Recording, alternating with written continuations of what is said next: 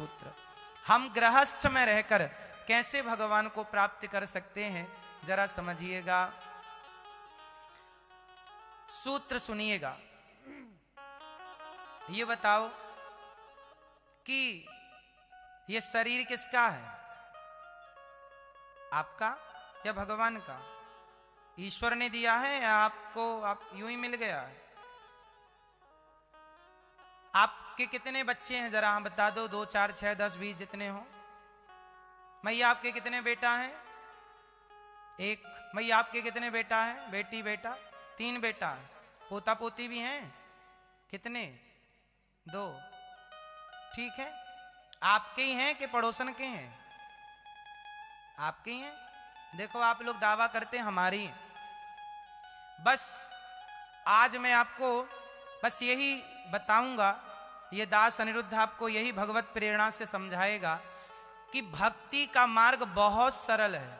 बस करना ये है कि आपने अभी जो ये कहा कि मैं इस बच्चे की माँ हूं, मैं इसका बाप हूं, मेरा घर, मेरी दुकान, मेरा बंगला, मेरा परिवार, बस ये हटा लो कि ये सब मेरा है। बस ये भाव बना लो कि प्रभु जो कुछ है सब कुछ तेरा है, सब आपका है, मेरा मुझ में कुछ नहीं, जो कुछ है तेरा, तेरा तुझको अर्पण क्या लागे मेरा। आप जिस घर में रहते हैं अभी आप कहते हैं ये घर मेरा है, अब कहने लग जाओ कि ये घर भगवान का है और हम भगवान के किराएदार हैं। जरा सा भाव बदल जाने से ना सब बदल जाता। ये घर किसका है मेरी माँ? हम भगवान के कौन? किराएदार। ये बच्चे किसके हैं? अच्छा ये बताओ आपके बेटे में आपका कितने % शेयर है? आपके बेटे में आपका कितने % शेयर है बताओ? हाँ 15%, बहुत ज्यादा ले गए। मां का कितने % शेयर है? चलो देखो, एक मां का और एक बाप का, एक पिता का हम पर कितने % शेयर है और भगवान का कितने % शेयर है, जरा समझिएगा। 1% पिता का शेयर है और 2% मां का। कितने? मां का शेयर हम में ज्यादा है और पिता का, और बचा 97%। हम 97% किसके हैं? क्यों और कैसे, मैं सिद्ध करके बताता हूं। एक पिता क्या करता है, जब मां गर्भवती होती है तो पिता का एक तेज मां के गर्भ में स्थापित हो जाता है, पिता का काम खत्म हो गया। उसके बाद मां के गर्भ में 9 महीने तक जो भी एक्टिविटी हुई, जो भी कुछ परिवर्तन हुआ, उसमें मां ने कुछ नहीं किया। मां तो अपना प्रॉपर सारा काम करती रही, जस का तस, ज्यों का त्यों। अंदर पेट में किसने तुम्हारी आंखें लगा दी, किसने तुम्हारे कान लगाए, किसने तुम्हारा मुंह, किसने तुम्हारी हड्डी, किसने मांस, किसने तुम्हारे बाल, किसने नाखून, किसने शरीर? बताओ कौन है जिसने आपके शरीर को बनाया? बिना बनाए साइंस कहती है कि ये वस्तु है तो इसे बनाने वाला कोई है। तो बताओ आप और हम हैं तो हमें और आपको भी तो बनाने वाला कोई होगा, और वही तो है ईश्वर, वही तो है परमात्मा। उसने बनाया तो ईश्वर का शेयर हमारे पास कितने % है? 97। मां बाप सिर्फ निमित्त है। मां बाप क्या है? सिर्फ निमित्त। मां 2%, बाप 1%, बस खत्म मां बाप का काम। अब पेट में सारी प्रक्रिया जो हुई, आप 9 महीने तक पेट में किस प्रकार, कपिल भगवान कहते हैं 1 महीने में बच्चे का सिर तैयार होता है, 2 महीने में हाथ पांव निकलते हैं, तीसरे महीने में स्त्री और पुरुष के चिन्ह निकलते हैं, चौथे महीने में बच्चे की धातुएं 7 निकल जाती हैं, सप्त धातु, और 5वें महीने में बच्चा खिसकने लगता है यहाँ से वहाँ, 6वें महीने में बच्चे को भूख प्यास लगने लग जाती है, 7वें महीने से वो भगवान की स्तुति करने लग जाता है कि हे प्रभु कहाँ मुझे नरक में भेज दिया, बाहर करो। मेडिकल साइंस में जिस प्रकार बच्चे का डेवलप होता है, मेडिकल साइंस ने जो बताया वही साइंस हमारे श्री भगवान कपिल देव जी ने सैकड़ों साल पहले, करोड़ों साल पहले अपनी मां देवहूति को सांख्य शास्त्र में बता दिया था, और वही भागवत जी में लिखा हुआ है, जस का तस पूरा साइंस, मेडिकल साइंस। आपने देखा होगा बच्चे पहले के आज के 20 साल 10 साल पहले जब लिंग परीक्षण होता था कि पेट में लड़का है कि लड़की है, तो ये कितने महीने में होता था? कितने महीने पता चलता था कि पेट में बेटा है कि बेटी? जोर से। तीसरे महीने में। ये हम नहीं कहते, साइंस कह रहा। तीसरे महीने में भी लिंग परीक्षण होता है। अब तो बंद हो गया यार, पर जब होता था तब की बात कह रहे हैं। अब आप देखिए, साइंस को अभी पता लगा कि तीसरे महीने में बच्चे के शरीर में स्त्री और पुरुष के चिन्ह आते हैं। ये साइंस को अभी पता लगा, ज्यादा से ज्यादा 50 साल पहले पता लगा, और ले लो तो 100 साल पहले पता लगा। इसके पहले क्या था? पर हमारे भागवत जी में हजारों साल पहले से ये बात ऑलरेडी लिखी है। आप पढ़ लो भागवत जी में, जहां देवहूति संवाद है, कपिल देवहूति प्रसंग है, वहां पर ये पूरा विस्तार से लिखा है कि तीसरे महीने में स्त्री पुरुष के चिन्ह उत्पन्न होते हैं। साइंस आज जहां पहुंचा है, हमारे शास्त्रों ने हमें हजारों साल पहले वहां पहुंचा दिया था, पर हमने अपने शास्त्रों पर संदेह किया, श्रद्धा से विश्वास नहीं किया, उस पर काम नहीं किया। इसलिए हमें है सब कुछ हमारे पास, पर हम उस पर काम नहीं करते, उसका चिंतन नहीं करते, उस पर उसे चरितार्थ नहीं करते, उस पर रिसर्च नहीं करते। ये गलती है हम सबकी। चलो, तो कहने का तात्पर्य हुआ कि साइंस जो कहता है, तो हमारे शरीर में किसका अधिकार ज्यादा है? हम किसकी संपत्ति हैं? अपने बाप की, अपने मां की, या भगवान की? आप किसकी संपत्ति हो? संपत्ति सब रघुपति के आही। हम किसकी अमानत हैं? अब आप लोग दावा ठोकते हैं ये बेटा मेरा है। कैसे आपका हुआ? कोई लंगड़ा होता है बच्चा, तो माँ बाप तुम में ताकत है तो कर लो से सही, अंधा है तो कर लो से सही। तुम्हारा क्या है? सब कुछ भगवान का है। इसलिए जो आप कहते हैं ये मेरा है, ना कहा करो, भाव ये बनाओ सब कुछ भगवान का। जो सब भगवान का मानकर चलता है, वो 24 घंटे भक्ति कर रहा है भगवान की। सब कुछ ईश्वर का मान लेना ही भक्ति है। ये फैक्ट्री भगवान की, दुकान भगवान की, हम निमित्त हैं। हमें ईश्वर ने 2 बच्चों की जिम्मेदारी दी, हमें भगवान ने एक दुकान, मकान, फैक्ट्री की जिम्मेदारी दी। हम भगवान के नौकर बन के ये सारा काम कर रहे हैं। हम इसके मालिक नहीं। मालिक कौन है? जोर से, मालिक कौन? बेटी कौन? किसकी? भगवान की। बेटा, पति, पत्नी, परिवार। अरे और तो छोड़ो, आप कहते हो ये बेटा मेरा, सच्ची बताओ, क्या ये शरीर आपका है?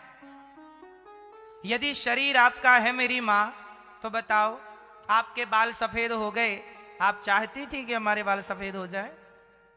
आप बूढ़ी हो गई, आप चाहते थे बूढ़े हो जाएं?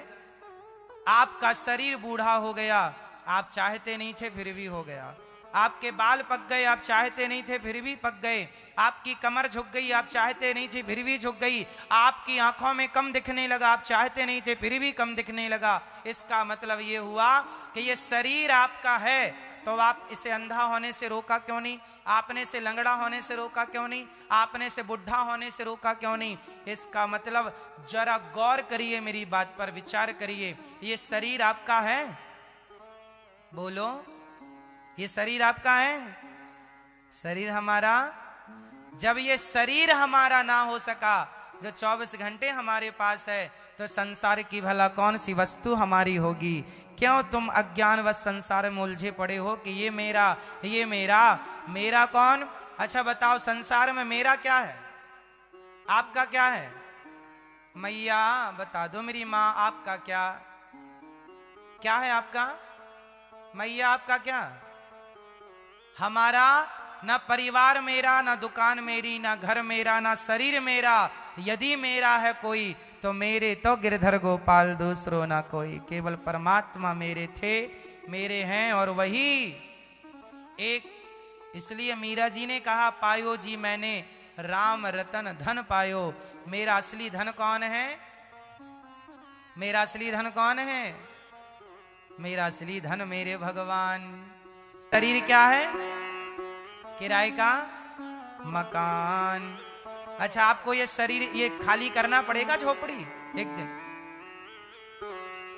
ऐ मन मुसाफिर निकलना पड़ेगा, ये काया कुटी घर खाली करना पड़ेगा। भाड़े के क्वार्टर को क्या तू संभाले, जिस दिन तेरे घर का मालिक निकाले आएगा नोटिस, जमानत न होगी गर तेरे पल्लू अमानत न होगी, होकर कैद तुझे जाना पड़ेगा, काया कुटी घर खाली करना पड़ेगा। एक दिन ऐसा आएगा कि हम लोगों को ये शरीर यहीं छोड़ के जाना पड़ेगा। आप में से कितने लोग ऐसे हैं जिनको ये शरीर यहीं छोड़ के जाना पड़ेगा? अच्छा, सबको? भाई आपको भी? अच्छा, हमें लगा कोई तो ले जाएगा, पर क्या बताएं ले जाने की व्यवस्था। ये जिंदगी एक किराए का घर है, एक न एक दिन बदलना पड़ेगा। तो मेरी माँ, मेरे संग कौन जाएगा फिर? बताओ, मेरे संग कौन चलेगा? शरीर तो आपका यहीं रह जाएगा, फिर बताओ आपके संग कौन जाएगा? धनानि भूमौ पशवश्च गोष्ठे, नारी गृहद्वारि जनः श्मशाने, देहश्चितायां परलोक मार्गे, धर्मानुगो गच्छति जीव एकः। हमारे संग कौन जाता है? हमारा परिवार। धनानि भूमौ, धन संसार तक साथ देगा, गाय भैंस संसार तक साथ देंगी, पत्नी दरवाजे तक साथ देती है, और शमशान तक हमारे रिश्तेदार पड़ोसी शमशान तक साथ देते हैं। और शरीर कहां तक साथ देता? धनानि भूमौ पशवश्च गोष्ठे, नारी गृहद्वारी, नारी दरवाजे तक, जनः श्मशाने, परिवार के लोग, जन समाज के लोग शमशान तक, और शरीर चिता तक साथ देता है। आगे कौन जाएगा? धर्मानुगो गच्छति जीव एकः। आगे जाएगा आपका धर्म। आगे कौन जाएगा? धर्म। इसलिए धर्म के रास्ते पर चलो, अधर्म के रास्ते पर नहीं। और धर्म क्या है? रामो विग्रहवान धर्मा, राम की उपासना, राम में मन लगाना ही धर्म है, भगवान का चिंतन ही धर्म है। सब कुछ भगवान का है, इस भाव से जीवन यापन करना ही धर्म। सब कुछ किसका है? हमारा क्या है? हमारे कौन? सिर्फ भगवान। ये जिंदगी एक किराए का घर है, एक ना एक दिन बदलना पड़ेगा। मौत जब तुमको आवाज देगी, घर से बाहर निकलना पड़ेगा। दोनों हाथ उठाओ झूमते हुए।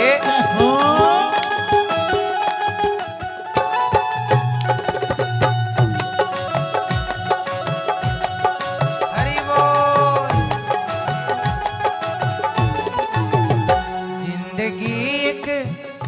जिंदगी एक किराए का घर है, जिंदगी एक किराए का घर है, जिंदगी एक किराए का घर है, जिंदगी एक किराए का घर है। एक ना एक दिन बदलना पड़ेगा, पड़ेगा, एक ना एक दिन बदलना पड़ेगा। मौत जब तुमको आवाज देगी, मौत जब तुमको आवाज देगी, घर से बाहर निकलना पड़ेगा, पड़ेगा, घर से बाहर निकलना पड़ेगा।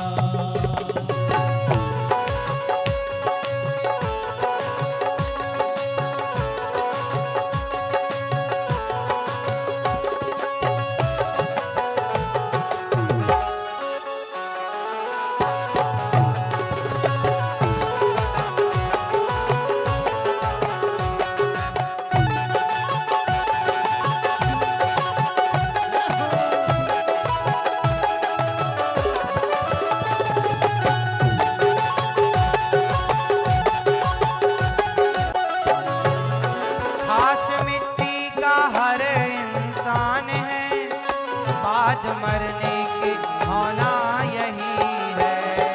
खास मिट्टी का हर इंसान है, बाद मरने के होना यही है।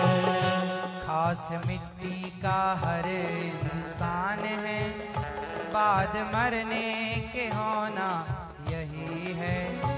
हम मिट्टी के हैं और मरने के बाद क्या होगा?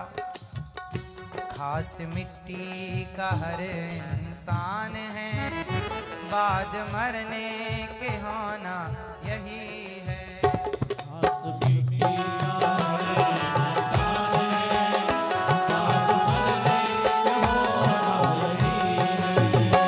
खास मिट्टी का हर इंसान है, बाद मरने के होना यही है। खास मिट्टी का हर इंसान है, बाद मरने के होना यही है। या जमीन पर क्या होगा हमारा मरने के बाद? या जमीन पर तो राबत बनेगी, या जमीन पर तो राबत बनेगी। या चिताओं में जलना पड़ेगा, पड़ेगा या चिताओं में जलना पड़ेगा, पड़ेगा या चिताओं में जलना पड़ेगा।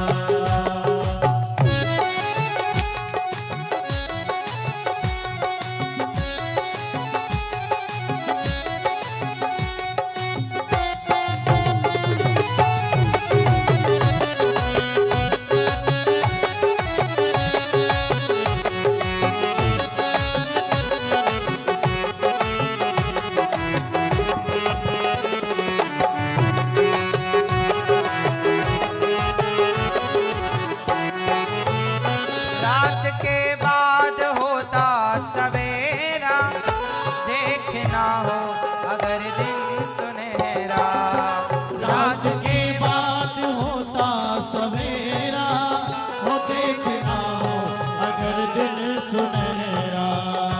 पैर फूलों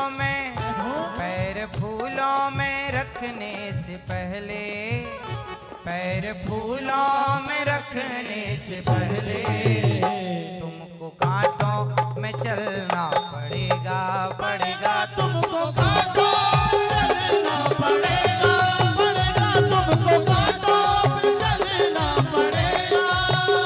जिंदगी एक किराए का घर है, जिंदगी एक किराए का घर है। एक ना एक दिन बदलना पड़ेगा, पड़ेगा एक दिन बदलना पड़ेगा, पड़ेगा एक दिन बदलना पड़ेगा, पड़ेगा एक ना एक दिन बदलना पड़ेगा, पड़ेगा एक ना एक दिन बदलना पड़ेगा, पड़ेगा एक ना एक दिन बदलना पड़ेगा, एक दिन बदलना पड़ेगा, एक दिन बदलना पड़ेगा, एक दिन बदलना पड़ेगा, एक दिन बदलना पड़ेगा। ये जिंदगी एक किराए का घर है, मौत आएगी। इसलिए कहता हूं मौत आए उसके पहले कन्हैया आ जाए तो ठीक है। हाँ, मौत ने जमाने को क्या समा सिखा डाला, कैसे कैसे लोगों को खाक में मिला डाला। याद रख सिकंदर के हौसले तो आली थे, जब गया जमी से तो दोनों हाथ खाली थे। अब न वो हलाकू है ना ही उसके साथी हैं, जंग नाजुको रस है ना ही उसके के हाथी हैं। इसलिए भगवान हमारे संत जन गुरुजन शास्त्र वेद पुराण अंतिम मत यही देते हैं कि किसी भी प्रकार से अपने मन को प्रभु में लगाओ, सब कुछ भगवान का है ये मानो। और भगवान तक पहुंचने के कुछ रास्ते हैं और कुछ रास्ते ऐसे हैं जिनमें नहीं चलना है, कुछ रास्ते ऐसे हैं जिन पर चलना है। बताओ भगवान तक पहुंचने में सबसे बड़ी बाधा क्या है? मैया, सबसे बड़ी बाधा क्या है? अभिमान। क्या है? रावण को किसने मारा? भगवान राम ने या रावण के अभिमान ने? कंस को किसने मारा? कोई किसी को नहीं मारता साहब, व्यक्ति का अभिमान उसे मार डालता। भगवान का सच्चा भक्त जो होगा ना मेरी मां, वो कभी अभिमान नहीं करेगा। अभिमान सदा के लिए त्याग दो। किसी का नहीं चला, आपका और हमारा चलेगा।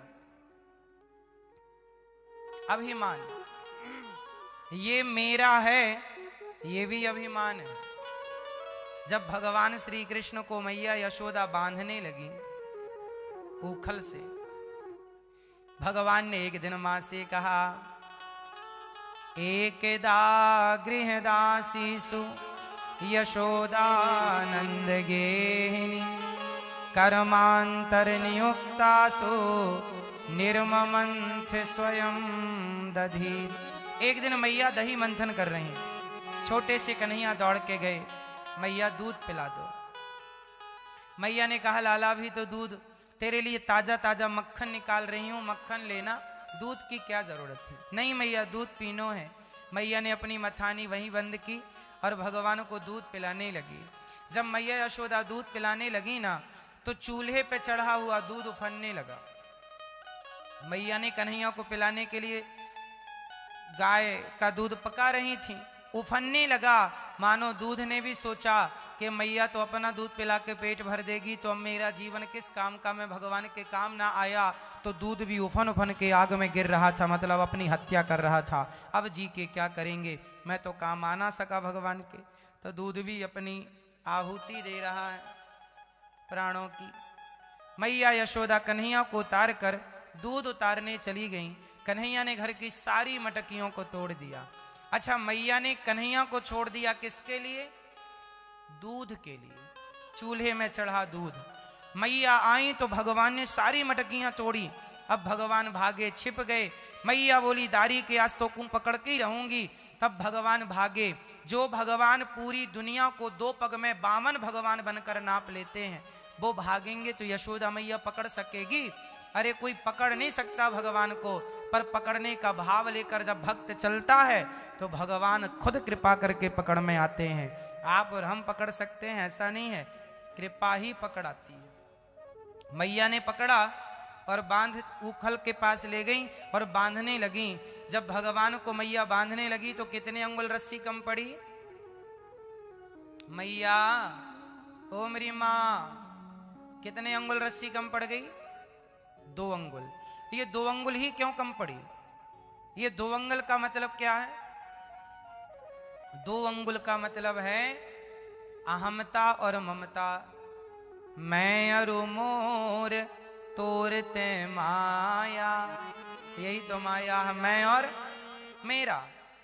ये अभिमान था मैया को कि मैं बांध रही हूं, तो 2 अंगुल रस्सी बार बार कम पड़ जाए, बांध ही ना पाई मां यशोदा। भगवान को बांधना है यदि प्रेम की रस्सी में, तो क्या त्यागना पड़ेगा मेरी मां? अभिमान। अभिमान कैसा? मैं कुछ हूं, मैं, आप मुझे जानते नहीं, मुझे पहचानते नहीं, ये भी तो अभिमान है। आप जानते नहीं मैं कौन हूं, ये जो अभिमान है, जब तक इस अभिमान में रहोगे भगवान कभी नहीं मिलेंगे। इसलिए मैं कुछ नहीं हूं। जब मैं था तब भगवान नहीं थे, अब भगवान है तो मैं नहीं। एक ही हो सकता है, या मैं या भगवान, है ना मेरी मां? तो आपको क्या त्यागना पड़ेगा मेरी मां? अभिमान त्यागना पड़ेगा, अभिमान छोड़ना पड़ेगा। और जब आप अभिमान छोड़ देंगे तो भगवान मिल जाएंगे। हमें अभिमान मिलने नहीं देता। आज देखो ना कितना आदमी के पास जरा सा पैसा हो जाए छाती फुला के चलता है ऐसा। आम के पेड़ को देखा होगा, आम के वृक्ष पर जितने पेड़ पर फल लगते हैं ना, आम उतना ही अकड़ जाता है कि झुक जाता है। उसका पेड़ झुकता वही है जिसमें जान होती है, अकड़ खास मुर्दे की पहचान होती है। अकड़ता तो मुर्दा है, इसलिए झुकना है। क्या करना है मेरी माँ? झुकना है। और झुकता कौन है? अभिमानी तो कभी नहीं झुक सकता। आपको भी अभिमान यदि है तो त्याग दीजिएगा। एक सज्जन हमसे बोले, महाराज जी हम मर जाएंगे तो हमारे बच्चों का क्या होगा, परिवार का क्या होगा? कई बार आप लोग भी यही सोच सोच के अभी तक नहीं मरे कि बताओ हमारे बाद हमारे परिवार का क्या होगा। आप देखो आराम से मरो, किसी का कुछ नहीं बिगड़ना है। सही है? बिगड़ना है। दादी मर गई, बताओ आपके घर का कोई काम रुका? दादाजी मर गए, आपके पहले 50 पीढ़ी मर गई और एक दिन अपन भी उसी पीढ़ी में एक दिन आया है, सो जाएगा राजा रंग फकीर। सब मर जाएंगे, किसी के बिना कोई काम रुका? बोलो हाँ। इसलिए मेरे बिना क्या होगा, ये भी तो अभिमान है कि मैंने ये काम किया, मैं नहीं होता तो ये काम नहीं। जी हमारे जैसे बहुत पड़े हैं, हमारे बिना कोई काम नहीं रुकता। इस संसार में हमारी हैसियत कितनी है, हमारी औकात कितनी है? कुछ भी नहीं है, फिर भी हम अपने आप को बड़ा मान लेते हैं। जो अपने आप को बड़ा मान लेगा ना, दूर हो जाएगा भगवान से। इसलिए अपने आप को शून्य, राम ये हम नहीं कह रहे हैं, गोस्वामी जी लिख रहे, राम नाम एक अंक है बाकी साधन शून, राम रहे 10 गुण है राम बिना सब सून। अर्थ समझिए। एक बार जीरो को अभिमान आ गया, घमंड आ गया। क्या घमंड आया? अरे मैं संख्या को 10 गुना बढ़ाता हूं, एक के पीछे शून्य लगा दो 10, 2 शून्य लगाओ 100, हो गए राम से। तो तुम जीरो, तुम्हारी हैसियत क्या है? बिना अंक के शून्य की कोई हैसियत है? तो राम नाम एक अंक है बाकी साधन सून, राम रहे 10 गुण है राम बिना सब सून। राम है तो हम कुछ हैं और राम नहीं तो हम। तो राम से जुड़ जाओ, भगवान के हो जाओगे तो आपकी कोई पूंछ होगी। हनुमान जी को पूछा जाता है क्यों? बंदर तो बहुत थे राम जी की सेना में, पर हनुमान जी को पूछा जाता है क्योंकि हनुमान जी किससे जुड़ गए? राम से जुड़ गए, पूर्ण रूप से समर्पण हो गया। बस जो भगवान का हो गया वो सदा ही पूज्य हो गया, चाहे वो मीरा हो, नरसिंह हो, रसखान हो, रैदास हो, सूरदास हो, कितने भक्तों का आप नाम ले लो, जिन्होंने अपने आप को भगवान से जोड़ा वो आज भी कुछ हैं, और जो भगवान से नहीं जुड़े, ना वो कल कुछ थे ना वो आज कुछ हैं। इसलिए मेरी माँ, हम कौन हैं? शून्य, और हमारे बिना कोई काम। अब आप सारा मन सबसे हटा लो और भगवान में मन लगा लो। अच्छा, हमारी स्थिति कुछ ऐसी है, समझो। एक प्रश्न पूछूंगा, उत्तर दीजिएगा। एक बैलगाड़ी जा रही थी और बैलगाड़ी के नीचे नीचे कुत्ता चल रहा था। कुत्ते ने गधे से कहा, गधा बगल से निकला, कुत्ते ने गधे से कहा, अरे गधा सब ठीक है? गधे ने कहा कैसे? बोली ये गाड़ी हम चला रहे हैं। गधा बोला तुम नहीं चला रहे हो, गाड़ी बैल चला रहे हैं। कुत्ते ने कहा कर दी ना गधों वाली बात, तुम गधे ही रहे। अरे ये गाड़ी हम चला रहे हैं, ये हमारे बॉडीगार्ड। गधा बोला अच्छा तुम चला रहे हो बैलगाड़ी तो रुको, स्टॉप। कुत्ता रुका, गाड़ी अकस्मात रुक गई। गधा बोला चलो, कुत्ता चला, संयोगवश गाड़ी चल पड़ी। अब आप बताओ गाड़ी कौन चला रहा था, कुत्ता या बैल? जोर से ये मैया बताओ मेरी माँ, कौन चला रहा था? गाड़ी कौन चला रहा था? गाड़ी तो बैल चला रहे थे, पर ये कुत्ता झूठी ही छाती पीट रहा था, मैं चला रहा हूं, मैं चला रहा हूं। बुरा ना मानो तो बताओ वो कुत्ता कौन? नहीं, आप बहुत समझदार हैं। हम सबकी गाड़ी कौन चला रहा है? सच्ची बताना, हम सबकी गाड़ी चलाने वाले कौन हैं?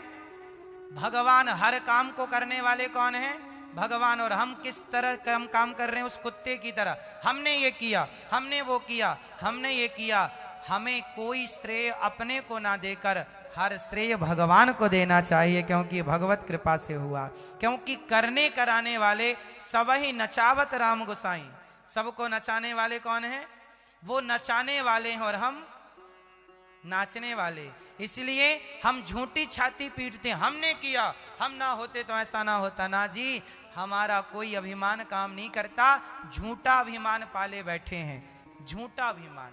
इसलिए आज ही आप लोग अपने अभिमान को समाप्त कर दो, है ना। एक सज्जन हमसे बोले, महाराज जी हम इतने लोगों का पेट भरते हैं, हमारी 4 बेटियां हैं, 4 बेटे हैं, हमने बेटियों का विवाह किया, हमने बेटों का विवाह किया, हम सारे बेटों को घर बना के दिए, हमने सब किया। हमने कहा नहीं, जो आता है वो अपना भाग्य लेकर आता है, तुम कुछ नहीं किए, तुम निमित्त हो, किया भगवान ने। हमें ये लगता है हमने किया, जबकि करने वाले कौन है? भगवान। इसलिए हमारी हैसियत कितनी है, बस आखिरी बात ये कह दूं, हमारी औकात कितनी है। एक बात बताओ, आप अभी बड़ी गाड़ियों में चलते हैं, महंगे गद्दे में सोते हैं, बड़े से बंगले में रहते हैं, लेकिन जब जीवन का आखिरी वक्त आएगा तब बताओ, आपको घर से निकाल दिया जाएगा, अर्थी पर लिटाकर चिता तक पहुंचाया जाएगा, और चिता में जब आप जलेंगे तो बताओ जलने के बाद बचेगा क्या?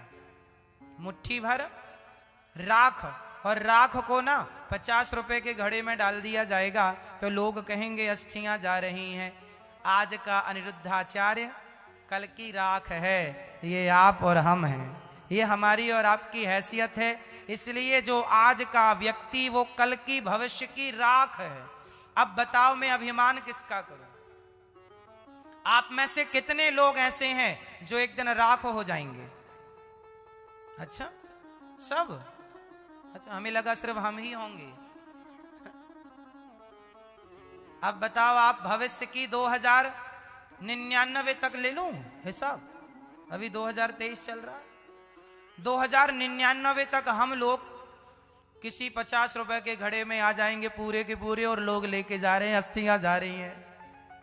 ये हमारी हैसियत है, ये हमारी औकात है, ये हमारा भविष्य। वर्तमान ये रहा और भविष्य ये रहा 50 रुपए के घड़े में, हाँ या ना? अब बताओ घमंड किसका करें? तुम्हारी राख मुट्ठी में लेकर कोई फूंक मारेगा, उड़ जाएगी। ये हमारी तुम्हारी हैसियत है। अब फिर भी लंबी लंबी बातें, फिर भी हम ये हैं, हम वो हैं। उतर जाओ अपने अभिमान के पहाड़ से, आ जाओ भगवान की शरण में और हो जाओ भगवान के, समर्पण कर दो अपने आप को समर्पण। तुम्हें सौंपता हूँ अमानत तुम्हारी, तुम्हें सौंपता हूँ अमानत तुम्हारी, कृपा की न होती जो आदत तुम्हारी। गरीबों के दिल में जगह तुम न पाते, तो किस दिल में होती हिफाजत तुम्हारी, तो किस दिल में होती हिफाजत तुम्हारी। संसार में रहो, कैसे रहो? काम वाली बाई से आज मैं कुछ सिखाऊंगा आपको, संसार में कैसे रहना है। जरा ये भी स्लो लगे हाथ। और जितने लोग यहाँ बैठे हैं, ये कथा जो आज का प्रसंग है, ये टीवी पर भी आप देख पा रहे हैं, आप साधना चैनल पर भी इसे देख पा रहे हैं, आप इसे यूट्यूब पर भी देख पा रहे हैं। ना है काम वाली बाई से हमें सीखना क्या है? काम वाली बाई होती है ना मेरी माँ, वो आपके घर में झाड़ू पोंछा बर्तन चौका सब करती है, आपके बच्चे को नहवा देती है, बच्चे की मालिश तेल मालिश सब कर देती है। लेकिन वो सब कुछ करती हुई वो आपके बच्चे को और आपको अपना नहीं मानती, वो अपना अपनों को मानती है, काम बराबर करेगी आपका, लेकिन वो आपको अपना नहीं मानेगी। ऐसे ही आपको रहना है। संसार में रहो, काम पूरा करो, परिवार का जिम्मेदारी पूरी करो, पर संसार को अपना ना मानो, एक भगवान को अपना मान के चलो। भगवान तुम्हारे हैं, संसार से व्यवहार हो, भगवान से प्रेम हो। संसार से क्या हो मेरी मां? संसार से क्या हो? पत्नी और पति से क्या हो? व्यवहार हो। पति से आप क्या करें? व्यवहार करो। बेटे से व्यवहार, परिवार से व्यवहार, संसार से व्यवहार हो और भगवान से सच्चा प्यार हो। अब आप लोग क्या करते हैं? भगवान से करते हैं व्यवहार। आप भगवान को नारियल, भगवान को पुष्प, भगवान को मिठाई, ये तो हो गया व्यवहार। और आप प्यार किससे कर रहे हैं? संसार से। आपने उल्टा कर दिया, जरा सीधा करो। संसार से आपके पति और आपकी पत्नी को आपके प्रेम की जरूरत नहीं है, आपके व्यवहार की जरूरत है। अभी ये बताओ, मैं आप लोगों के बीच में बैठा हूं, तो मैं आपको कथा सुनाकर आपके साथ अच्छा व्यवहार कर रहा हूं, अच्छा कार्य आपके मध्य बैठकर कर रहा हूं, आपको कथा सुना करके, है ना? मैं आपसे प्यार तो नहीं कर रहा हूं ना? बिना प्यार किए भी मेरी बात आप तक पहुंच रही है कि नहीं? बोलो हाँ, हाँ बोलो हाँ या ना। मैं आपसे प्यार नहीं कर रहा हूं, मैं आपको एक व्यवहारिक बातें बता रहा हूं। भगवान से प्रेम करना बता रहा हूं, ऐसे करो। मेरा काम व्यवहार से हो जाता है।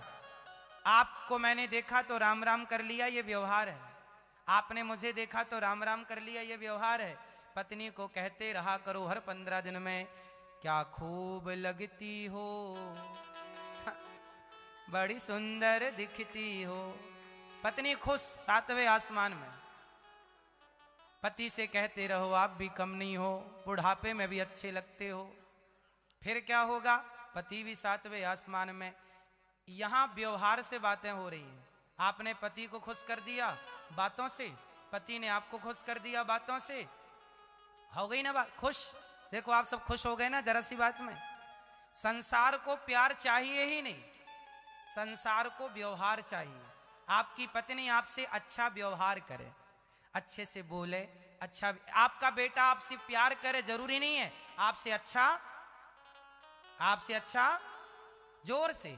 आपका बेटा आपकी बात माने, आपका बेटा आपकी आज्ञा का पालन करे। आप ऊपर बैठे हैं तो आपका बेटा नीचे बैठ जाए, ये व्यवहार है, ये शिष्टाचार है। तो संसार का हर रिश्ता किससे चलता है? जोर से।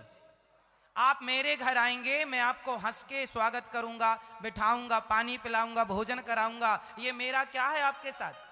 मैं आपके घर आऊंगा, आप हंस के स्वागत करेंगे, आप मेरे लिए भोजन पानी की व्यवस्था करेंगे, ये आपका मेरे लिए क्या है? और मैं क्या कहूंगा? वाह वो फलाने आदमी बहुत अच्छे थे। तो मुझे क्या पसंद आता है किसी का? आपको क्या पसंद आता है किसी का? आप किसी के घर में शादी में जाते हो, पार्टी में जाते हो, तो वो आदमी आपको प्यार थोड़ी करता है। व्यवहार, आइए आइए आइए, बैठिए, अरे भाई इनके लिए लस्सी लाओ, दूध लाओ, क्या ये सब व्यवहार से आप क्या हो जाते हैं? गदगद हो जाते हैं। सच्ची देखिए, मेरी बात को गहराई से विचार करिए। पति पत्नी, बेटा बेटी, रिश्ते, हर नाते को व्यवहार की जरूरत है। आप अच्छा व्यवहार कीजिए सबसे, प्यार ना कीजिए। प्यार केवल भगवान से कीजिए। संसार से प्यार करके ना आप अपने दिल को संसार को देकर फिर बाद में आप गाना गाते हैं, दिल के टुकड़े टुकड़े करके मुस्कुरा के चल दिए। अब आप दोगे, संसार के लोगों को टुकड़े टुकड़ी करेगा। इसलिए एक था दिल मिल गया वो श्याम से, अब कहीं दिल को लगाने की हमें फुर्सत नहीं। मीरा, गोपियां भी कहती हैं, एक हतो सो गयो श्याम संग, को आराधे ईस, उद्धव मन ना भये 10-20। कहती है ना गोपियां, मन हमारे 10-20 नहीं हुए, मन तो दिल तो एक है। अब दिल चाहे पत्नी को दे दो चाहे पति को, इन्हें दोगे तो ये टुकड़े टुकड़े कर देंगे, बाद में रोना कि हमारे टुकड़े टुकड़े हो गए। इसलिए संसार से अच्छा व्यवहार हो और दिल देना है तो भगवान को, भगवान से व्यवहार ना हो, भगवान से क्या ना हो, भगवान से प्यार हो, जगत से व्यवहार, जगन्नाथ से प्यार, ये हिसाब बराबर है। आप यहां का वहां कर देते हैं। भगवान प्रेम, बताओ गोपियां भगवान को कितने नारियल चढ़ाती थी? कौन सी तुलसी, कौन सा बिल्वपत्र चढ़ाती थी, कौन सा फूल चढ़ाती थी? गोपियां तो भगवान को गालियां देती थी। मधुप के तब बंधो मास प्रशांग्रिम सपत्न्या, तुम कपटी हो, हे कन्हैया तुम निष्ठुर हो और एक जन्म के नहीं हो। सुनो, हम तुम्हारी पूरी कुंडली जानती, तुम पिछले जन्म में भी कपटी थे। सूप न खाने विवाह करने का मन बनाया, तुमने नाक कान कटवा दिया। क्या बुरा किया था? बेचारी तुमसे प्यार ही करने तो आई थी, और तुमने राजा बलि के यहां जाकर जो तुमने छला है उसे। ये गोपियां कह रही हैं, गालियां दे रही हैं गोपियां मीठी मीठी। गोपियां भगवान की आरती नहीं उतारती, गोपियां भगवान को खरी खोटी सुनाती हैं। जहां प्रेम है ना मेरी माँ, वहां खरी खोटी का अधिकार है। जहां प्रेम नहीं है वहां सारी जिंदगी फूल चढ़ाते चढ़ाते मर जाओ। आपको लगता फूल चढ़ाना, आप बिहारी जी के मंदिर में जाना, लोग फूल की माला ऐसे लेते हैं और बिहारी जी की तरफ ऐसे जोर से फेंक देते हैं। एक सज्जन ने तो 250 ग्राम मिठाई का डिब्बा फेंक दिया बिहारी जी की तरफ। सोचो वो मिठाई का डिब्बा भगवान जी को लग जाता तो क्या हालत होती। लोग इसे भक्ति मानते हैं, ये भक्ति नहीं है साहब, ये तुम्हारी मूर्खता, पागलपन है। भगवान को माला फेंक के मारना, चलो वो तो दूर बैठे हैं बिहारी जी, लगा नहीं, लग जाता तो मुकुट गिर जाती उनकी। आपको क्या लगता है कि बस चढ़ जाए? लोग पैसे उठाएंगे भगवान की तरफ, 5 का सिक्का उठाएंगे, 10 का सिक्का भगवान की तरफ मारेंगे। अब आप एक काम करो, आप किसी के घर जाओ, कहो भैया जरा 10 रुपए देना, तो वो उठाए 10 का सिक्का तुम्हारी नाक में मारा जोर से, ले 10 का सिक्का, अच्छा लगेगा? फिर बहुत लोग तो भगवान को ऐसे ही देते हैं। क्या है ये? अब पता नहीं इसे आप क्या नाम देंगे, पर प्रेम भगवान को किसकी जरूरत है? ये व्यवहार है, भगवान को चढ़ा देना, फेंक देना माला, सब व्यवहार कर रहे हैं लोग। प्रेम तो मीरा ने किया था। मीरा ने कितने माले हार कितने चढ़ाए बताओ? भगवान से प्रेम। फिर कह रहा हूं प्रेम, कितना प्रेम? जितना बेटे से करते हो, जितना अपनों से करते हो, उसका आधा भी भगवान से हो गया। तो भगवान से जब प्रेम होगा तो ही भगवत प्राप्ति होगी, वरना व्यवहार में तो करोड़ों जन्मों से हम और आप उलझे पड़े हैं संसार के व्यवहार में। इसलिए भगवान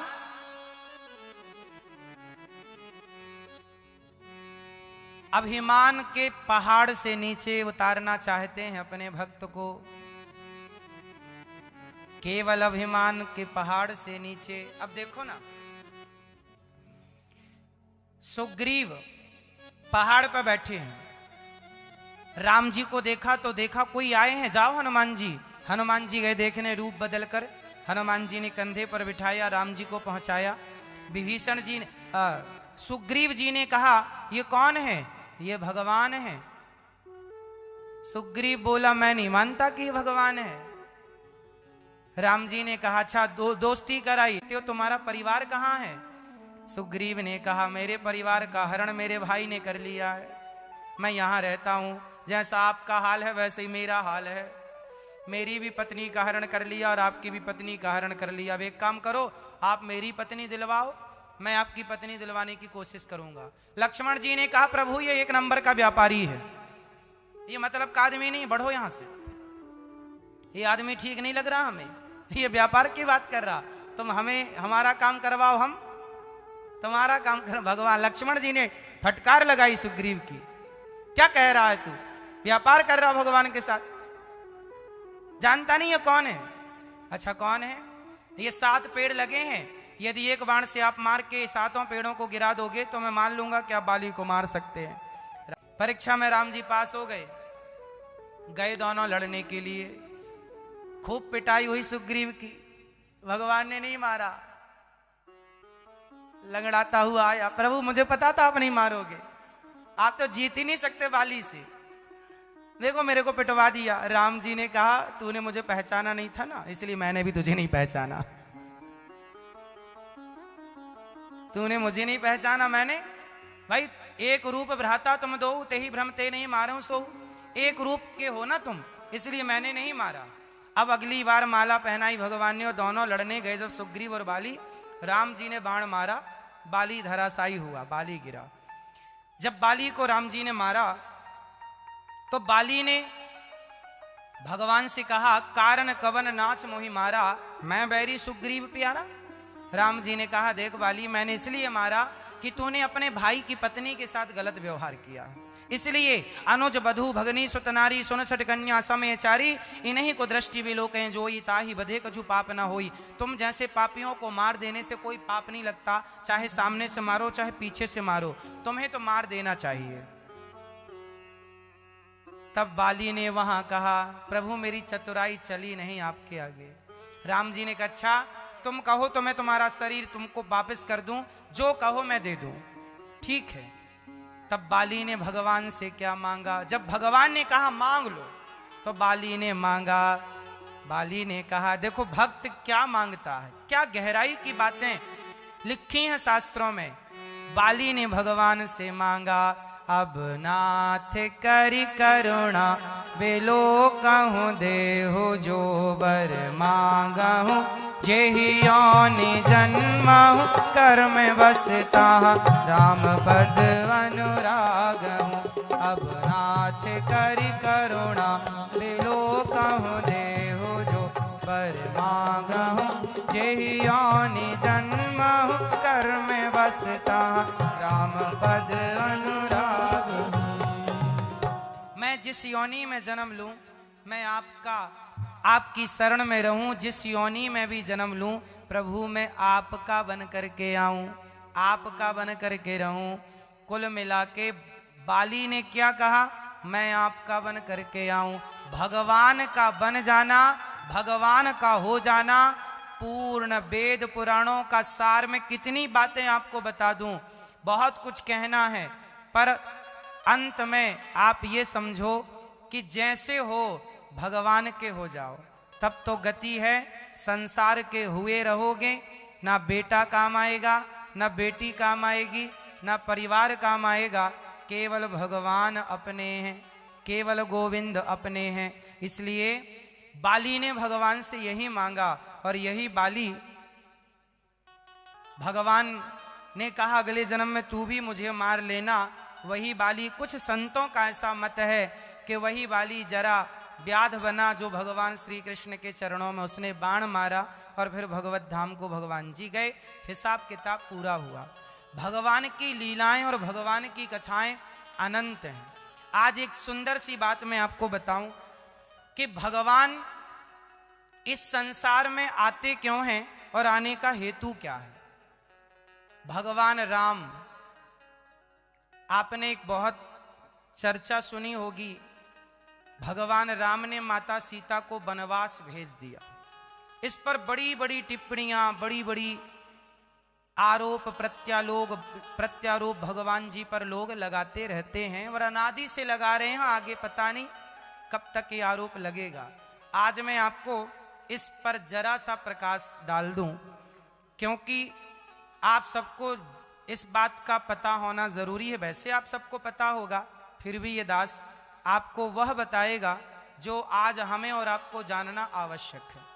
भगवान राम, आप बताइए भगवान राम ने माता सीता को वनवास भेजा था?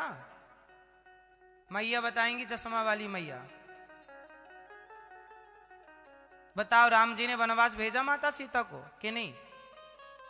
हाँ या ना? भगवान राम ने माता सीता को वनवास भेजा या हाँ या ना? भेजा। फिर किसने भेजा था? किसने भेजा? माता सीता को वनवास क्यों भेजा राम जी ने? ये सवाल बड़े बड़े सभाओं में उठता है। आज इस पर जरा चर्चा करते हैं, जरा ध्यान से सुनिएगा। मैंने पद्म पुराण में एक चर्चा सुनी थी, पढ़ी थी, इस संदर्भ से जुड़ी हुई, इस प्रसंग से जुड़ी हुई, इसलिए मैं आपको ये प्रसंग सुना रहा हूं। होता ये है, हम पूरी बात ना जानकर अधूरी बात जानते हैं, जिससे उलझन होती है। इसलिए शास्त्रों को संदेह की दृष्टि से नहीं, श्रद्धा की नजर से देखना चाहिए। और संदेह है तो ऐसे महापुरुष गुरुजनों की चरणों में जाकर सुन लेना चाहिए। देखो, एक दिन जब माता सीता गर्भवती हुई, तो माता सीता गर्भवती हैं ये बात जब भगवान राम ने सुनी, तो राम जी ने माता सीता के पास जाकर पूछा, देवी आप गर्भवती हैं, बताओ मैं आपकी खुशी के लिए आपको क्या दूं? जो आप मांगेंगी मैं आपको दूंगा। जब गर्भवती होती है पत्नी, तो उसका पति पूछते ही है कि आपको क्या चाहिए। तो राम जी ने भी पूछा कि आपको क्या चाहिए। तो माता सीता ने कहा, ये बात जो कह रहा हूं वो वाल्मीकि रामायण में लिखी है। माता सीता ने कहा कि मैं चाहती हूं कि मैं कुछ दिन के लिए संतों के आश्रम में जाऊं और संतों की कुटिया में जाकर मैं अपने पुत्र को जन्म दूं, ताकि मेरे बच्चों के संस्कार संतों जैसे हों। ये माता सीता ने कहा। ये बात वाल्मीकि रामायण में लिखी है। हो गई बात। अब यहां पर राम जी माता सीता को, तभी एक धोबी के कहने से समाज में, प्रजा में एक आवाज गूंज गई। उसकी पत्नी अयोध्या में काम करने आती थी धोबी की, और आज वापस जाने में जरा लेट हो गई। तो पति ने कहा कि तुम कहाँ थी? तो कह दिया कि मैं फलाने के घर रुक गई थी, पानी गिर रहा था। बोले तुम उसके घर रुक के आई हो, मैं तुम्हें स्वीकार नहीं करता।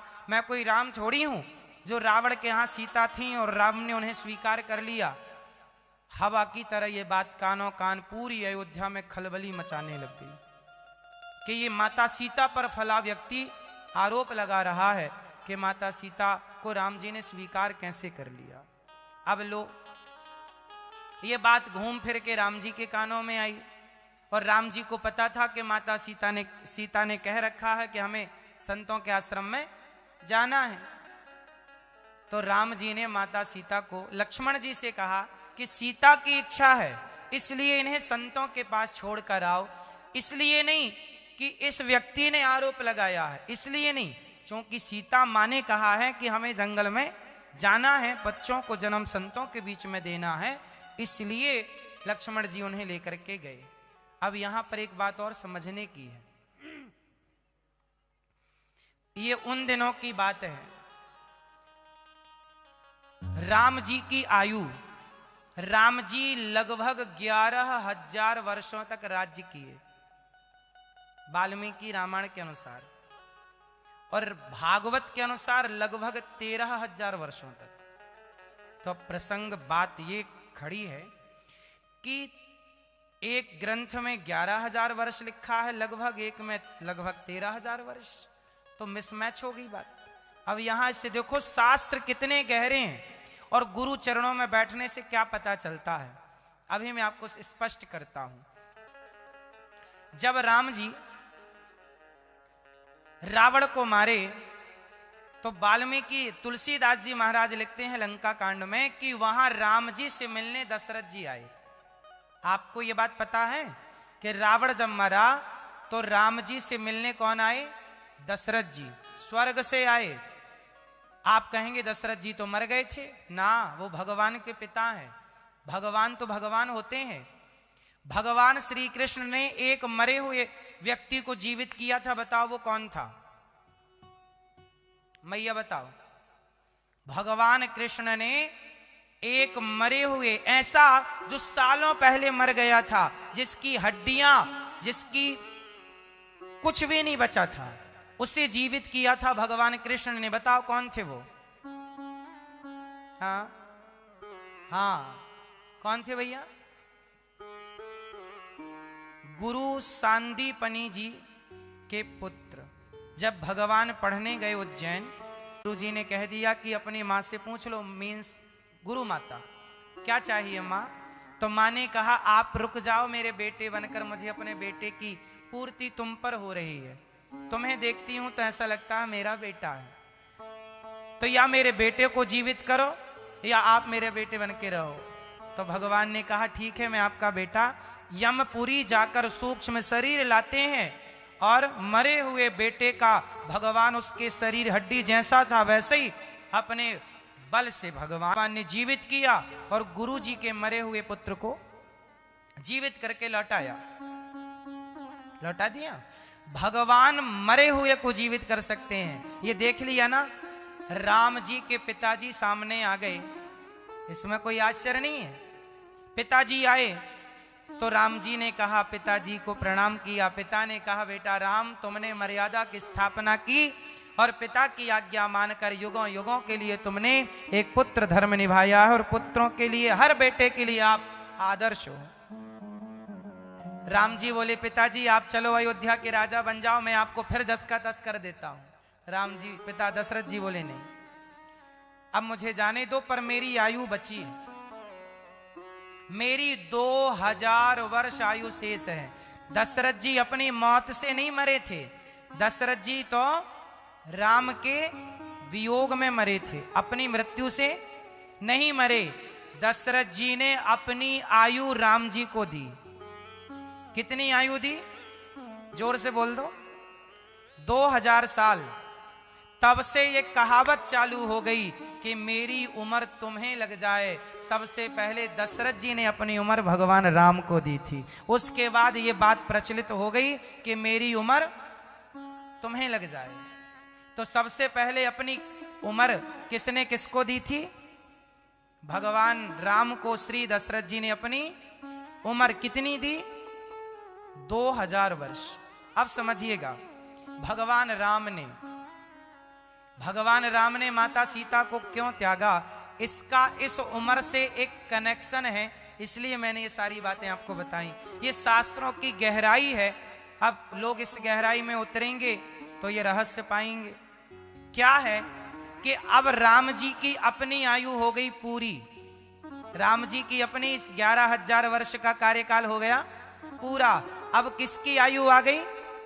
अब दशरथ जी की आयु से राम अपने आगे का कार्य जी रहे हैं, अपनी आयु आगे बढ़ा रहे हैं। अब दशरथ जी की उम्र से वो माता सीता को स्पर्श करते तो मर्यादा बिगड़ती कि नहीं? जोर से हाँ या ना?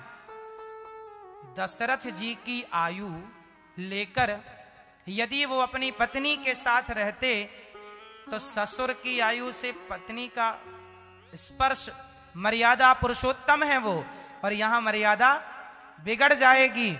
इसलिए राम जी ने कहा सीता अब मेरी आयु पूरी हो गई है, तुम जाओ संतों के बीच में रहो और मैं अपने पिता की आयु जो मुझे पिता ने दी है मैं उस आयु का आज से भोगूंगा। मीन्स उसको धारण करूंगा उस आयु को, और उस आयु से प्रजा का पालन करूंगा, समाज की सेवा करूंगा। इसलिए भगवान राम ने माता सीता को 11,000 वर्षों के बाद भेजा। यदि राम को माता सीता पर कोई संदेह होता तो जिस दिन रावण के पास से आई थी उसी दिन छोड़ देते, नहीं हम तुम्हें स्वीकार नहीं करेंगे। यदि संदेह होता तो फिर माता सीता गर्भवती थी ना जब छोड़ा। यदि राम को सीता पर संदेह होता तो फिर सीता मां गर्भवती कैसे होती, वो उन्हें स्वीकार कैसे करते? इसका मतलब राम जी को माता सीता से कोई दिक्कत, राम जी को माता सीता पर कोई संदेह नहीं था, समाज को उंगली करना था।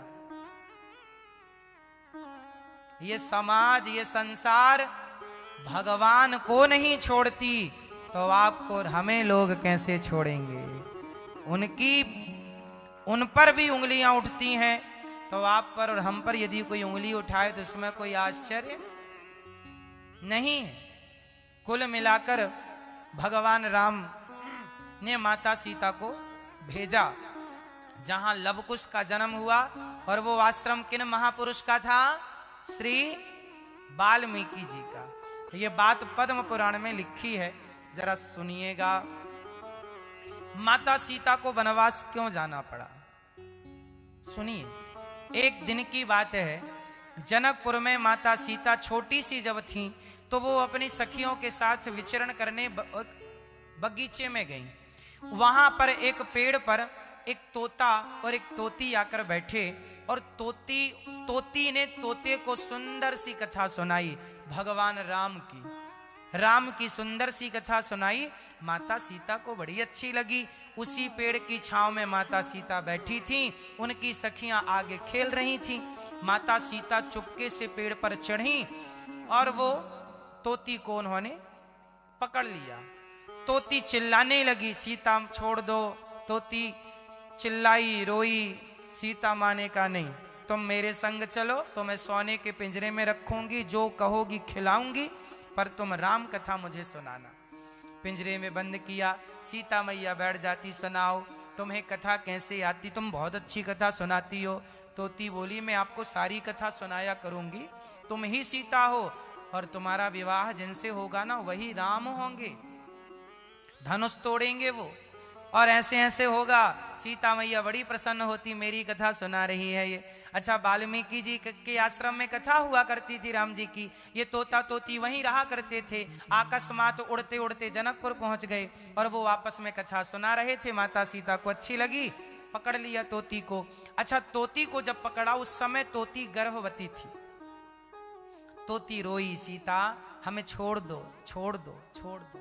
नहीं छोड़ी माता सीता ने। और एक दिन वह तोती, अपने आजादी में जीने वाली तोती, अपने पति के साथ रमण करने वाली तोती, बेचारी उस सोने के पिंजरे में तड़प तड़प करके मर गई। जब मरी तो उस तोती के तोते ने, जिसे आप कहते हैं श्राप, एक्चुअली वो होता है बद्दुआएं। वो क्या होती है? तोते ने श्राप दे दिया। श्राप कहो, बद्दुआएं। जब आप किसी का बुरा करेंगे तो सामने वाले से बद्दुआएं तो निकलती हैं। तो तोते के अंदर से बद्दुआएं निकली, मीन्स श्राप निकला। सीता, जैसे तुमने हमारी पत्नी को, तुमने गर्भावस्था में हमसे दूर किया है, जाओ हम तुम्हें श्राप देते हैं कि जब तुम गर्भवती होगी तो तुम्हारे पति तुम्हें अपने से दूर कर देंगे, क्योंकि तुमने हमारी पत्नी को दूर किया।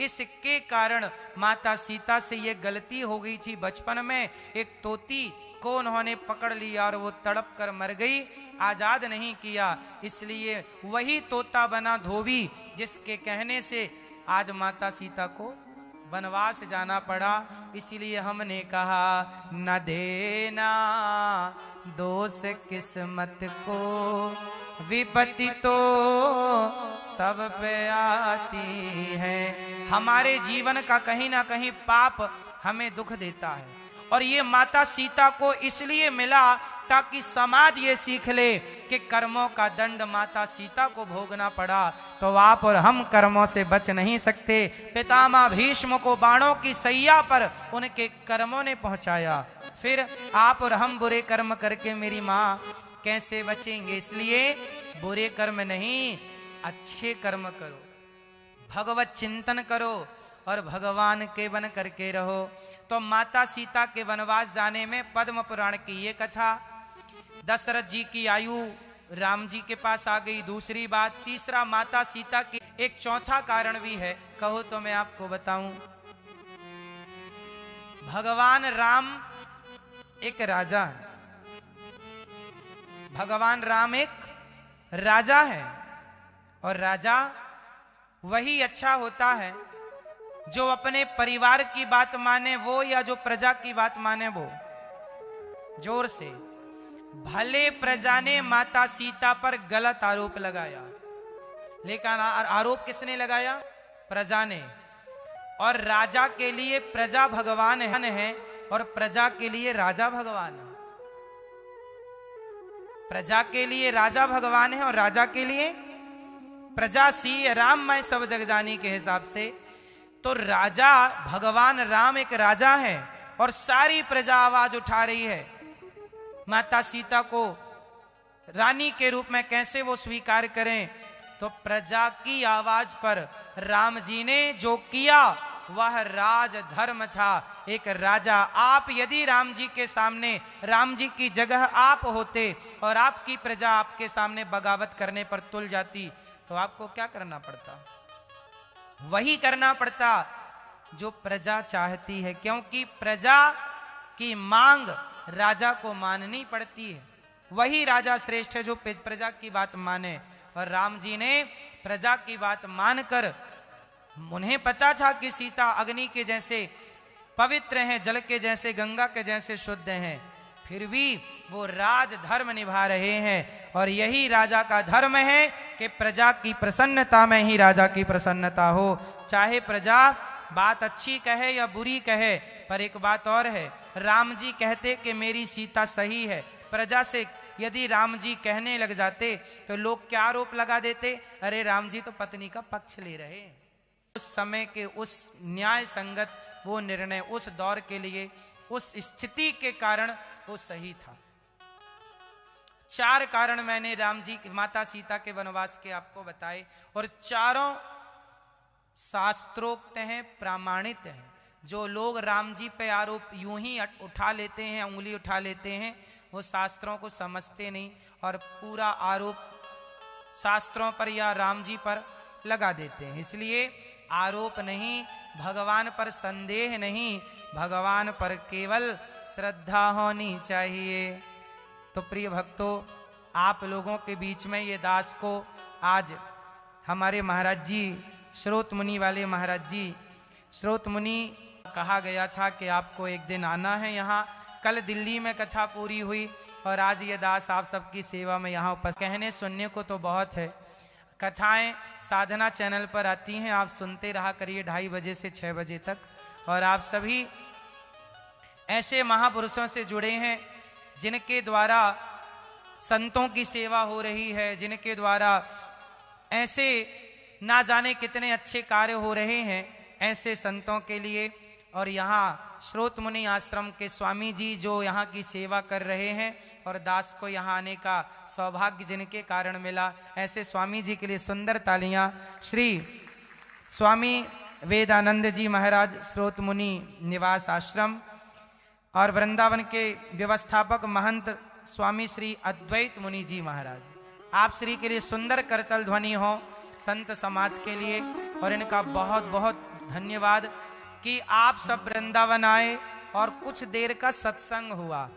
हमने देखो जो थोड़ी देर, 1 घड़ी आधी घड़ी आधे की पुनियाद, तुलसी चर्चा राम की हरहि कोटि अपराध, इतनी देर में जो हमने आपसे कहा वो सिर्फ सत्संग था। किसी एक मुद्दे पर चर्चा करते तो 3 घंटे लग जाते, पर कम से कम समय में आपको ज्यादा से ज्यादा समझाना था। और समझाया हमने पूरी देर केवल यही कि किसी भी प्रकार से भगवान से प्रेम हो जाना ही जीव की सार्थकता है। तो आप बताइए, आप कितने लोग अब भगवान से प्रेम तो वैसे ही आप करते थे, लेकिन बिल्कुल निर्मल प्रेम करेंगे आज से? चलो दोहरा दो मेरी सारी बातों को। संसार के लोगों से क्या करोगे? व्यवहार, और भगवान से प्यार। संसार से क्या करेंगे आप लोग? व्यवहार, और भगवान से संसार के साथ आज से जो कुछ है वो किसका मानेंगे? भगवान का, और अभिमान नहीं करेंगे। और ज्ञान मार्ग और भक्ति मार्ग में श्रेष्ठ क्या है? प्रेम, भक्ति। भगवान से सच्चा क्या करेंगे? और भगवान के सामने सच्चे मन से 2 आंसू बहाएंगे। आप लोग भगवान के आगे बैठ के रोया करो। हमने कहा ना कि भक्त जो है सच्चा, वो भगवान के आगे सच्चे प्रेम से, कोई कामना के आंसू ना हो, निष्काम प्रेम के, बस कन्हैया तुम्हें एक नजर देखना है, जिधर तुम छिपे हो उधर देखना है, जिधर तुम छिपे हो उधर देखना है, कन्हैया तुम्हें एक नजर देखना। उठा लो दोनों हाथ झूमते हुए।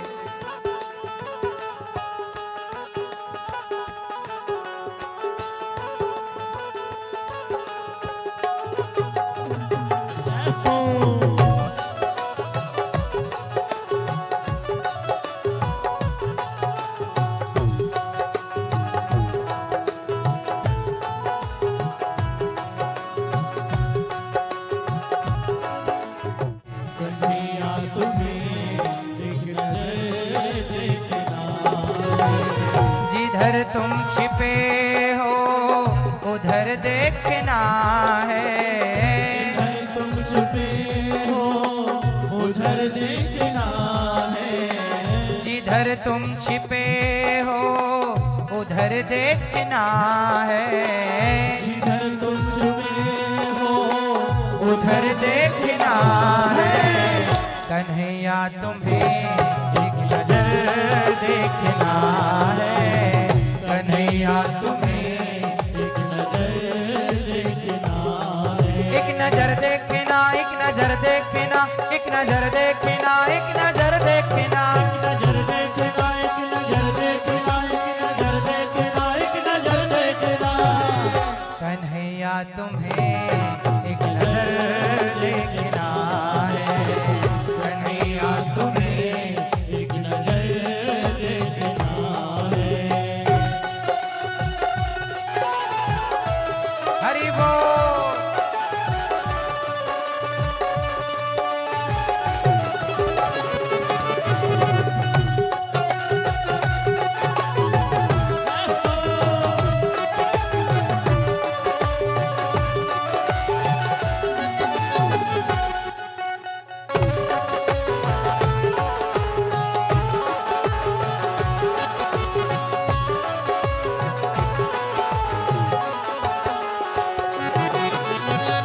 उबारा था जिस कर से गीधे और गज को। उबारा था जिस कर से गीधे और गज को। उबारा था जिस कर से गीधे और गज को। उबारा था जिस कर से गीधे और गज को। उबारा था जिस कर से गीधे और गज को। उबारा था जिस कर से गीधे और गज को। हमें उन हाथों का हुनर देखना है। हमें उन हाथों का हुनर देखना है। जिधर तुम छिपे हो उधर देखना है। जिधर तुम छुपे हो उधर देखना है। कन्हैया तुम्हें एक नजर देखना है। हाँ, कन्हैया तुम्हें एक नजर देखना है। हाँ, कन्हैया तुम्हें एक नजर देखना। दोनों हाथ उठा लो एक बार मस्ती से झूमते हुए। दोनों हाथ उठाकर सभी लोग एक बार झूमे, फिर आरती ठाकुर जी की उतारेंगे। हाँ, हम हाथ उठाकर कहते हैं हम हो गए राधा रानी के।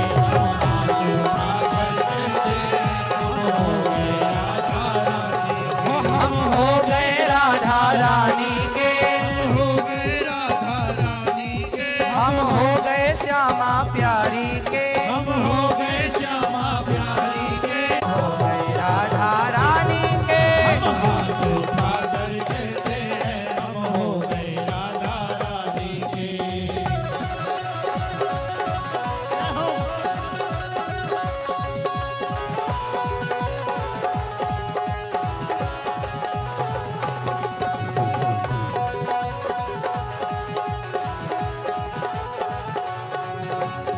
राधा रानी को हमारी श्यामा प्यारी को। राधा रानी को हमारी श्यामा प्यारी को। हाँ, राधा रानी को हमारी श्यामा प्यारी को। राधा रानी को हमारी श्यामा प्यारी को। हम मिसरी से मिसरी से मिसरी से मीठो नाम हमारी राधा रानी को। मिसरी से मीठो नाम हमारी राधा रानी को। मिसरी से मीठो नाम हमारी राधा रानी को।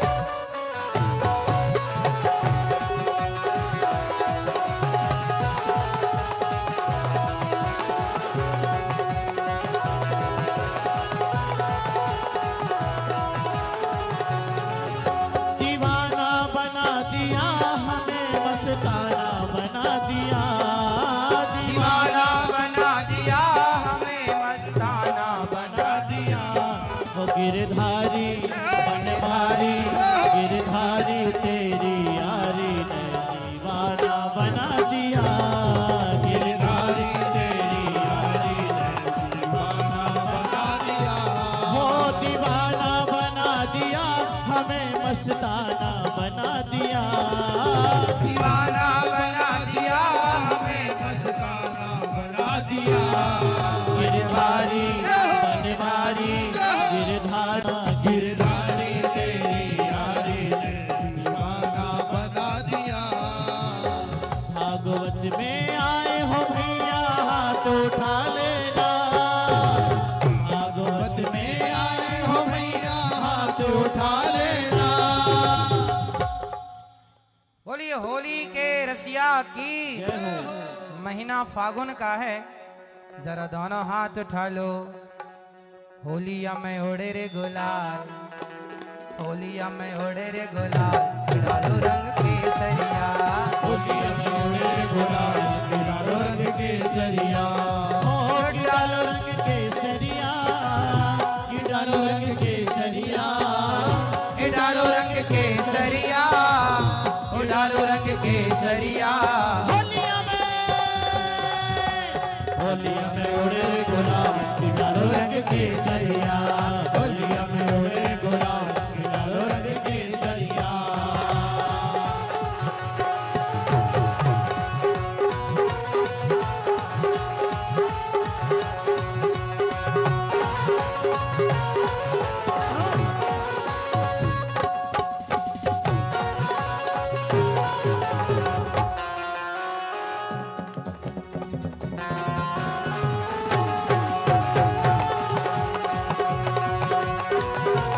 हरि बोल।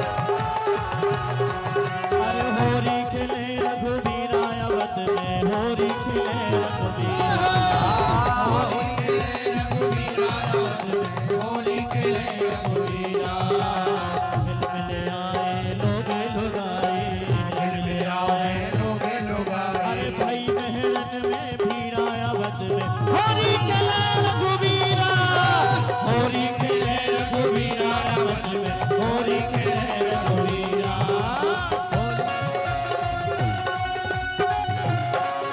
हरि बोल।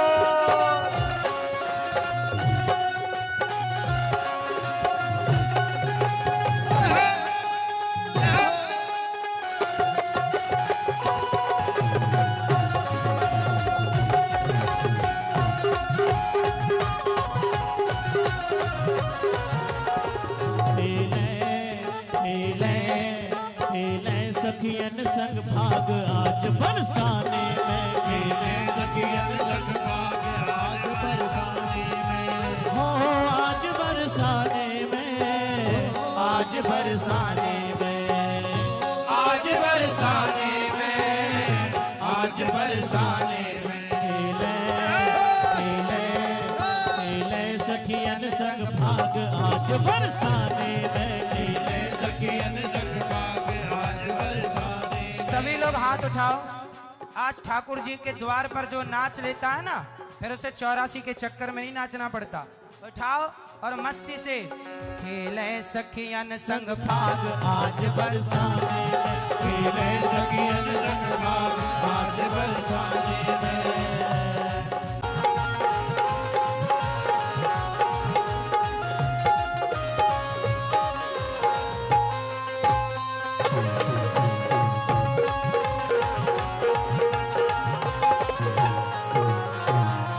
बोलिए होली के रसिया की जय हो, संत भगवान की, स्रोत मुनि आश्रम की, स्वामी जी महाराज की, आप सभी भक्तों की, सभी की जय हो। सब पर बिहारी जी की कृपा बनी रहे।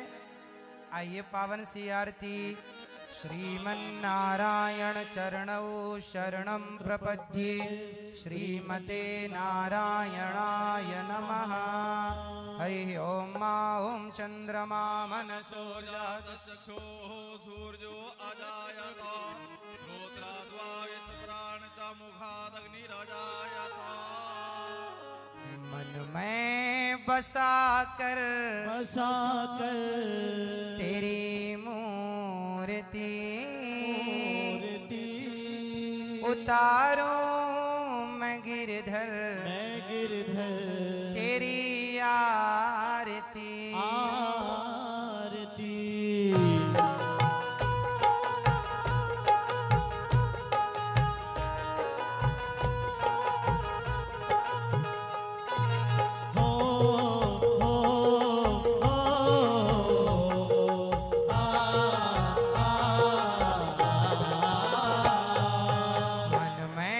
बसा कर तेरी मूर्ति, उतारूं मैं गिरधर तेरी आरती।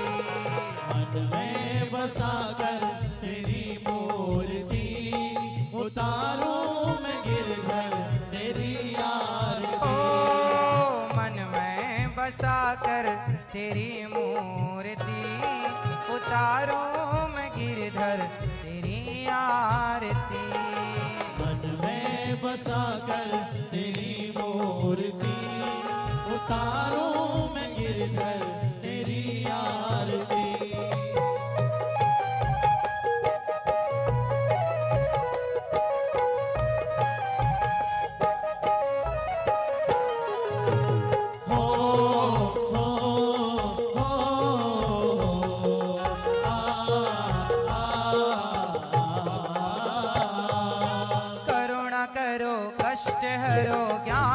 भगवन भव में फंसी नाव मेरी तार दो भगवन।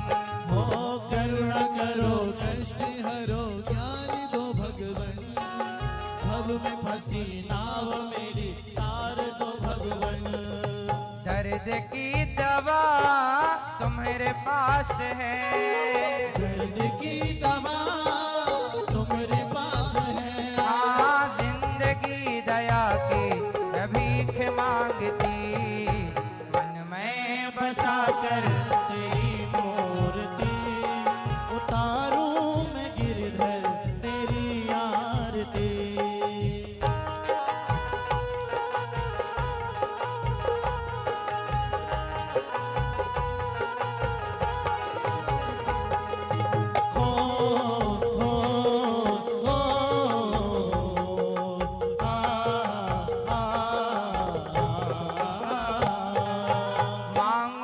से क्या मैं यही सोचूं भगवन, जिंदगी जब तेरे नाम कर दी अर्पण।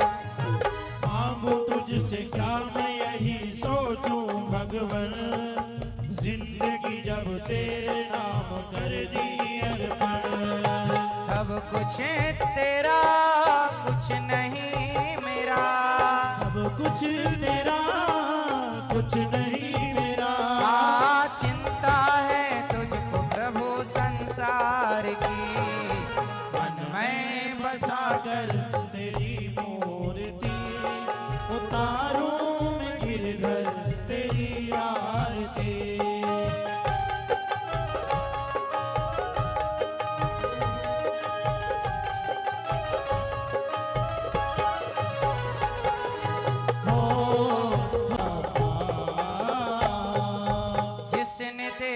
नाम लिया उसके जागे भाग, सोते हुए जीवन से अब तो प्राणी जाग। जिसने तेरा नाम लिया उसके जागे भाग, सोते हुए जीवन से अब तो प्राणी जाग।